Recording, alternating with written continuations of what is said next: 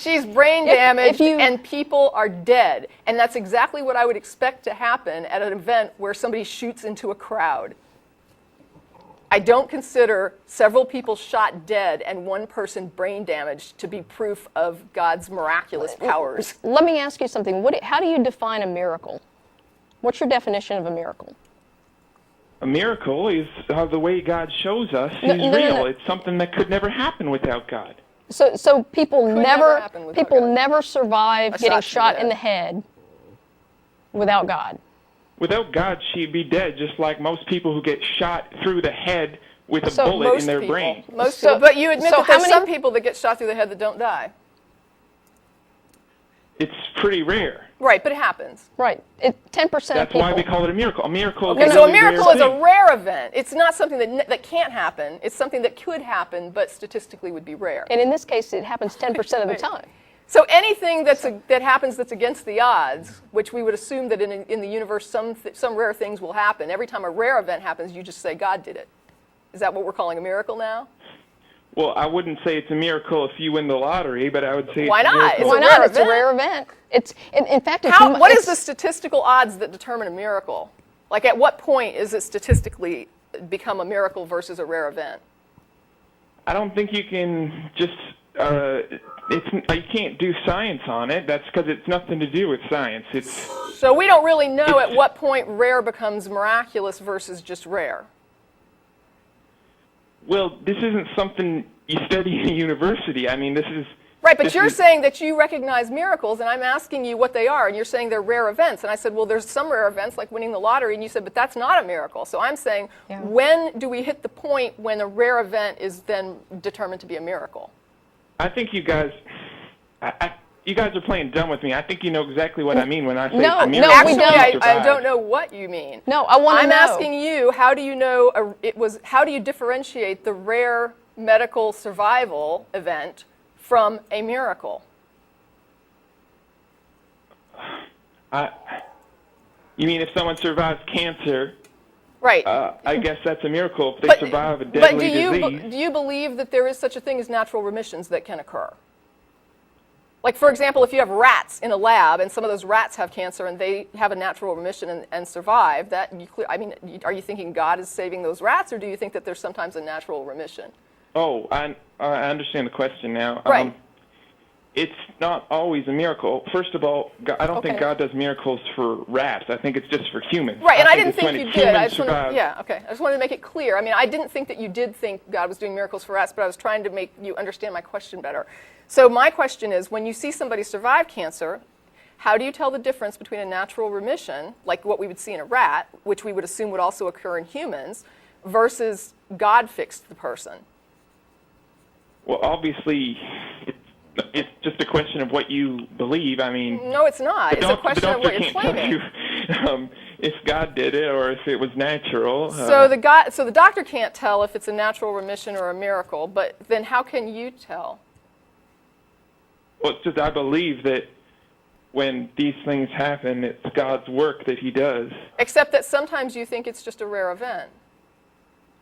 It's just a really good thing that happens that you didn't think was going to happen, and then it happens, and you say it's a miracle. And like winning the lottery. God loves you, and that's how He shows you He loves you, is He protects you. How do you differentiate between a rare event that you don't think is miraculous and a miraculous rare event? I guess you can't really. It depends on different people. You might ask different people. They might say it's a miracle. Some people might say it's never a miracle. I know Maybe say they did just one thing in their life is a miracle. Right. Some people might say, like, every day there's a miracle. I know that people say this because I talk to them all the time. What I'm asking is, where's their justification when they say it's a miracle, when they're also acknowledging that sometimes rare, fortunate things do just simply occur? So when they're saying, I've determined it's a miracle, I guess I'm asking, where's their justification when they're telling me this is a miracle? Well, maybe there is no real justification. That's my point. There you go. But that's not necessarily a problem. It is a problem. It is a problem. If you want me to believe... It's a problem if you care whether or not the things you believe are true. If you don't care if they're true, then justification for them doesn't matter. If you care if they're true, then whether or not they're reasonable beliefs to hold and there is justification for holding them becomes important.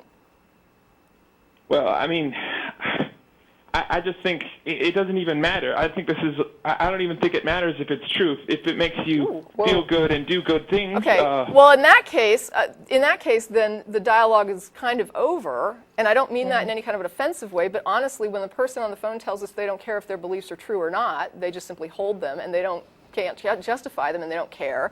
Then I don't really see a point in a dialogue, because you're saying that even if we could demonstrate you're wrong, you don't care. You're still going to believe it, or you're still going to say it's okay to hold the belief. And so to you, whether or not beliefs are true is unimportant. Well, maybe we don't have a justification for miracles. That doesn't mean we don't have a good church and we're not good people.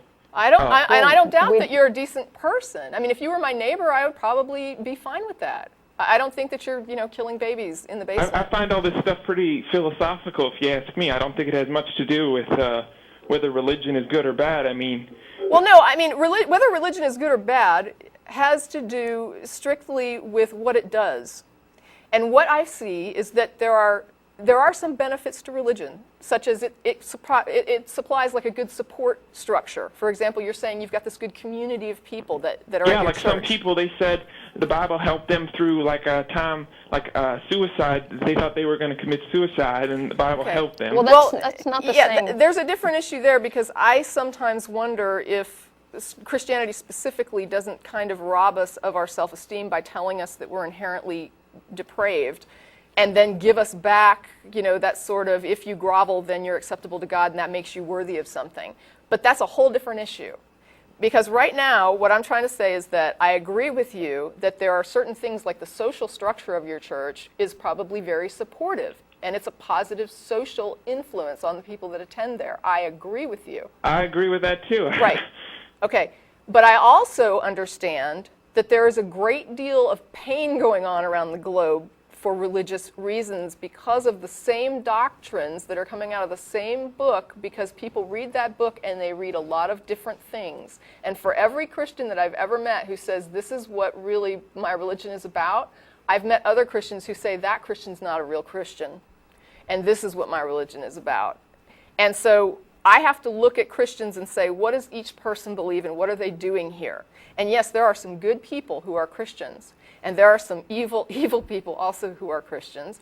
And it's the Christianity that seems to motivate some of these evil things. And before you react, let me just say, I don't think that people in Nigeria would be murdering their children as witches if somebody didn't tell them God wanted them to kill witches and convince them that their child was a witch.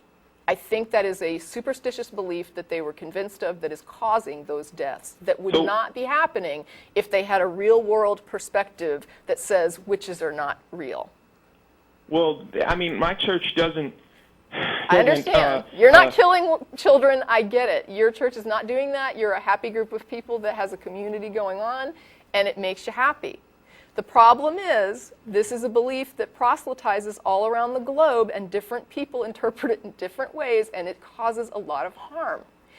Most of the harm that comes from the religious teaching seems to be connected to the supernatural and superstitious parts and claims about it.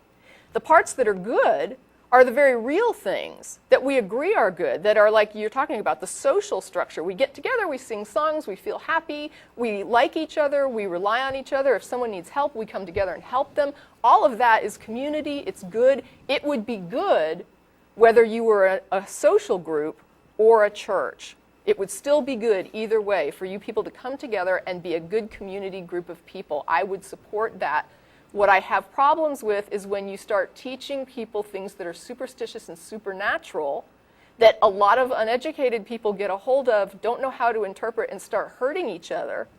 Or you get some people who are educated who hurt people, who are like voting and saying, gay people need to be not treated like other people. They need to be treated less than other people. Or they need to be, that women shouldn't have the same rights as men. Or that, when you start getting things like that, these are people that did get a regular education who don't know how to read this and not make it hurt people. So what I'm saying is, maybe if we took the good parts of it that you're saying are the good things, like the You mean community, we need to make a New Testament with no supernatural things? I'm saying maybe we can just take the good community aspects of what you do as a church and hold on to those things, and maybe weed out some of the stuff that you're saying we can't really demonstrate, and maybe it's not true, but we don't really care. Let's care. Is that what your organization does? It's sort of like you help people, but you have no Bible, you have no... We are a community group. We're pretty small. Yeah. I mean, I'm going to admit we probably don't have the resource power that your church has behind it, for sure. But we do our part. We have like an Adopt a Street cleanup, and we have a blood drive, and so we do community efforts, and we try. We're not a humanist group. Now, I will tell you that there are secular organizations that are... Do you guys belong to other organizations?